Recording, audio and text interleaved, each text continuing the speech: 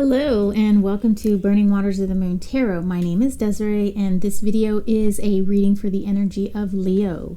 For this series I've been using Tarot the Abyss by Anna Torian, the Black Tarot by Victoria Iva, and I'm going to use this one first. And this is an oracle deck called Weird Oracle by aka Skyweb. And this is called the Weird Rune, just in case you didn't know. Alright, so as I said, this is a video for the energy of Leo, and we all have Leo energy in our charts by way of the house system. So you may or may not have a planet in the sign of Leo, but you most definitely have a house in the sign of Leo. And so however you choose to work with that energy, that is entirely up to you. If you'd like to relate it to the house that Leo is in, if you have a planet, a luminary, another placement such as a rising or a descendant, it is entirely up to you. So just know that we can always call on the energy of Leo anytime we need it. Say for instance, we need a little bit of that panache so that we can, and confidence that Leos have when giving a speech or a presentation, or if we're taking an acting class and we need to step into character and really captivate the audience, we can call on that energy of Leo. All right, so Leo, however you are a Leo, let's see what is going on with you. So we have the World in reverse, major arcana. We have Justice in reverse, another major arcana. And we have the Seven of Wands in reverse. Okay, so Justice, I feel, really deals with some kind of karmic energy. I kind of feel that it's more along the lines of your karma. The karma that is working within this lifetime, within this 3D physical world. We do have the World in reverse, so that could possibly mean that you are not really experiencing the world as you thought you would. Perhaps you're feeling like things are happening, going on around you, and it's unjust. It's not called for. We do have the Seven of Wands in reverse here, and this usually upright, it's a card of a defensive position. You're holding that fort, that spot, and you're keeping the quote-unquote enemy at bay. With it being reverse, I feel like that may have been breached. So the overall feeling I'm getting right now from these three cards is that you're feeling a little defeated, a little like maybe this just, this life isn't treating you well. Things aren't necessarily going your way at the moment.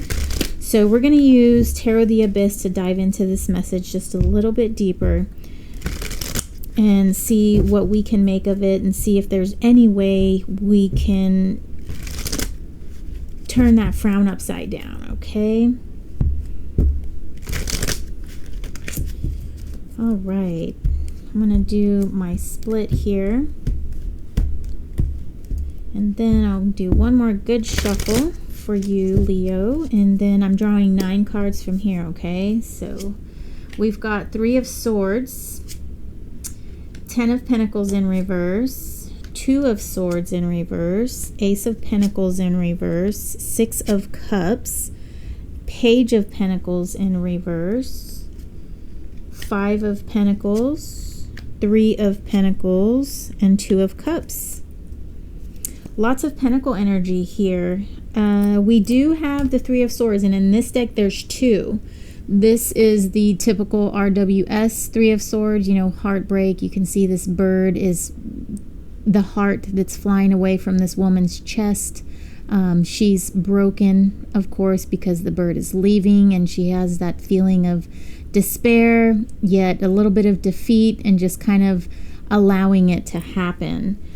We've got the 10 of Pentacles, Ace of Pentacles, Page of Pentacles in reverse, and then we have the 5 of Pentacles, 3 of Pentacles down in this lower row here. So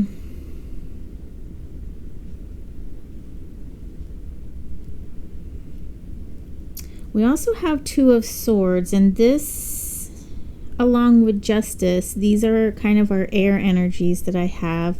And I do like that we have this Two of Cups down here. This is a relationship, not so much, it's a union. It's the coming together of two energies that are working well, working synergistically with one another. And that might be what's kind of holding you together, which is a good thing. It's a good thing for you. Especially since we've got the Five of Pentacles and the World in reverse along with our Three of Swords. So, all right, let me switch your view here so you can see your beautiful spread. All right, you know, I messed with my cloth for a while. You know, it's just I think the cloth was weaved maybe unevenly, and I don't know, sometimes it seems like I can get it to work on camera, and other times it just seems like it's at a slant.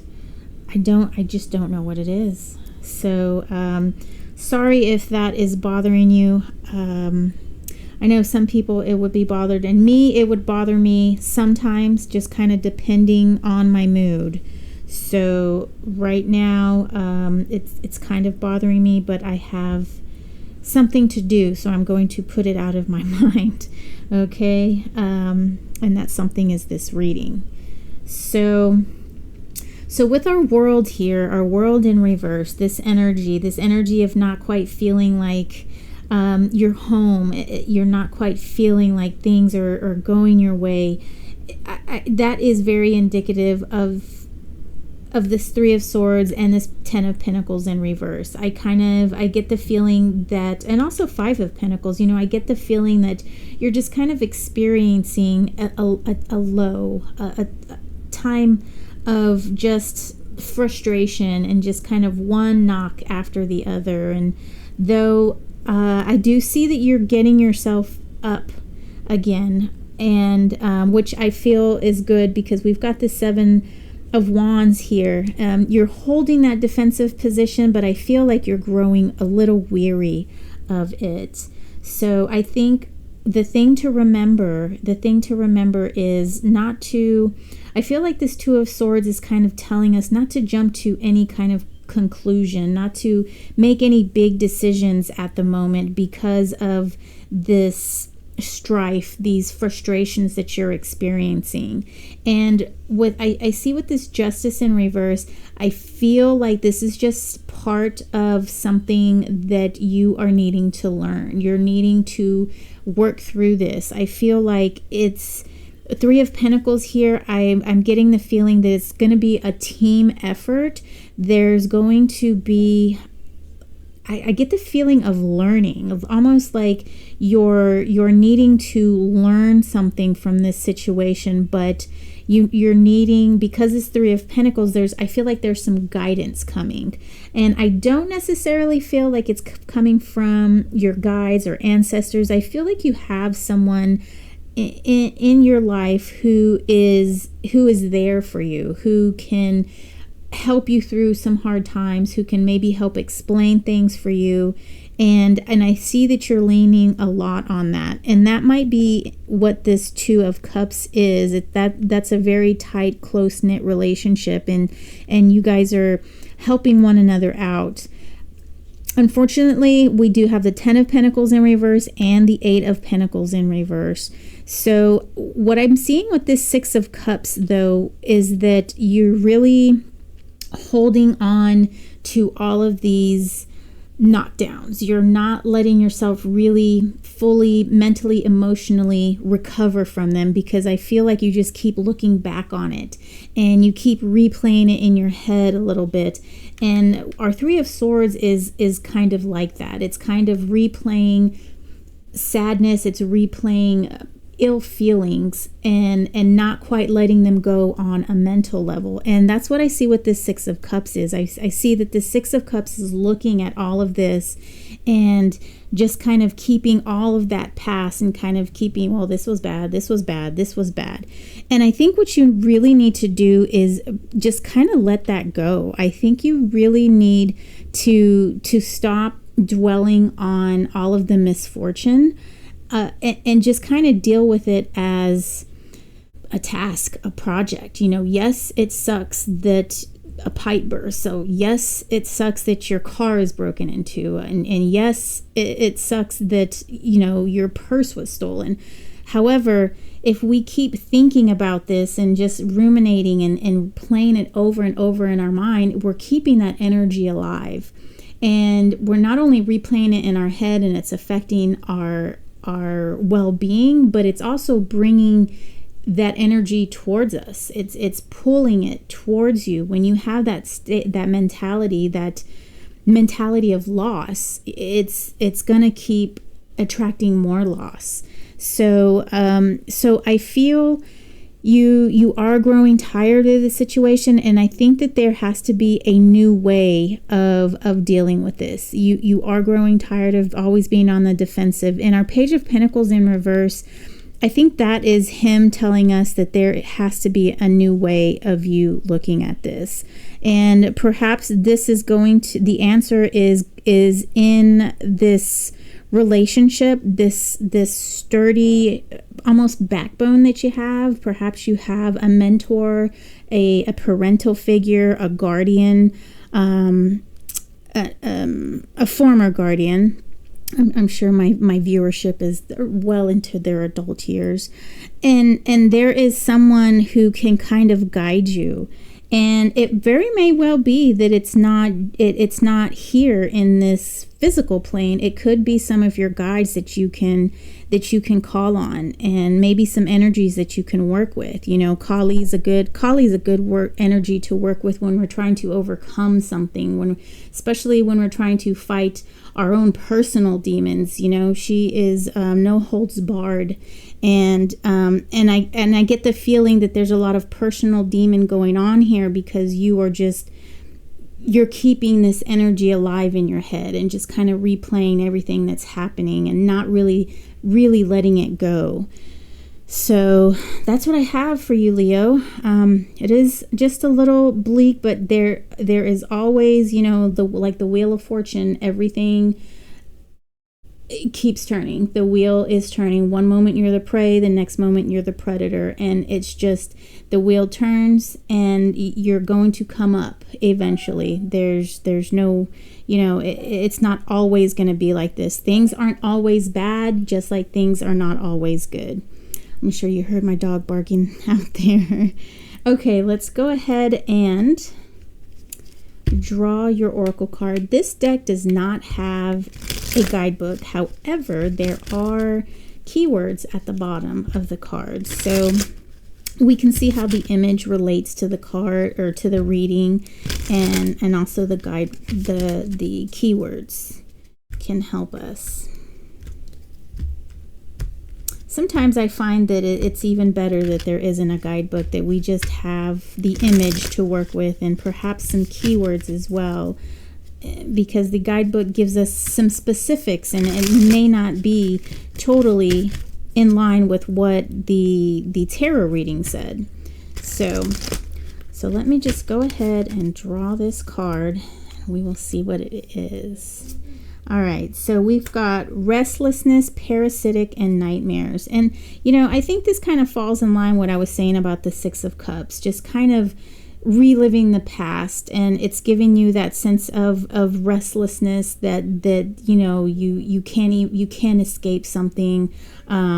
You probably feel like there is maybe, and there very well could be some tie, a cord that needs to be cut on a metaphysical level, in which someone is just sort of feeding this bad energy and taking some of your energy, and it's keeping you from moving forward.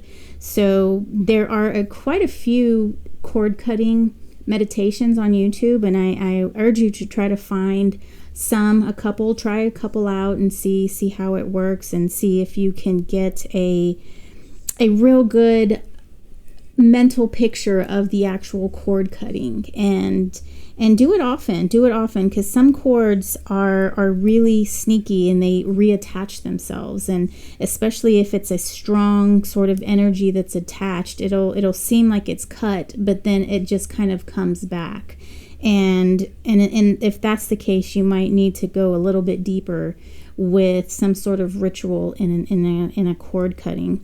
And I was listening to a video not too long ago about releasing cord cutting energies and stuff like that, and the speaker was saying something about when you acknowledge that there is some sort of tie or some sort of situation that's tied to you, that is a way to permanently get this cord cut.